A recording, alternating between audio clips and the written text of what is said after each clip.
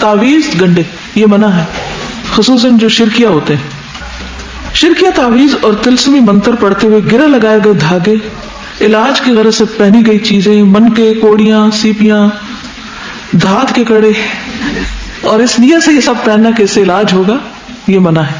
ٹھیک ہے. رسول اللہ صلی اللہ علیہ وسلم نے فرمایا جس نے تمیمہ کا مطلب ہے شرکیہ تعویذ گلے میں لٹکایا اس نے شرک کیا. ابن مسعود کہتے ہیں میں نے رسول اللہ صلی اللہ علیہ وسلم کو فرماتے ہوئے سنا بلا شبہ جھاڑ پھونک، تعویذ اور حب کے اعمال شرک ہیں. لوگوں نے کہا عبد الرحمن یہ جھاڑ پھونک اور تعویذ کو تو ہم جانتے ہیں، یہ حب کے اعمال کیا ہیں؟ انہوں نے کہا یہ کوئی ایسا عمل ہے جو عورتیں کرتی ہیں اپنے خامدوں کے ہاں محبوب ہونے کے لیے.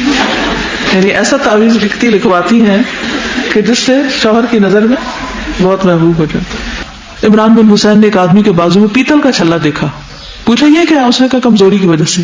انہوں نے کہا اگر چھلے کو پہنتے ہوئے تو جو موت آ گئی تو تجھے اسی کے سپرد کر دیا جائے گا. تعویذ لٹکانا، کئی لوگ تعویذ گلے میں لٹکاتے ہیں، یہ بازو پہ باندھتے ہیں، یہ کہیں اور لٹکا دیتے ہیں.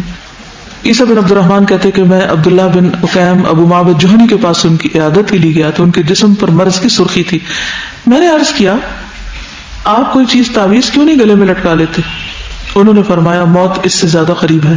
نبی صلی اللہ علیہ وسلم نے فرمایا جس نے کوئی چیز لٹکائی وہ اسی کے سپرد کر دیا گیا. لٹکانا پسندیدہ نہیں.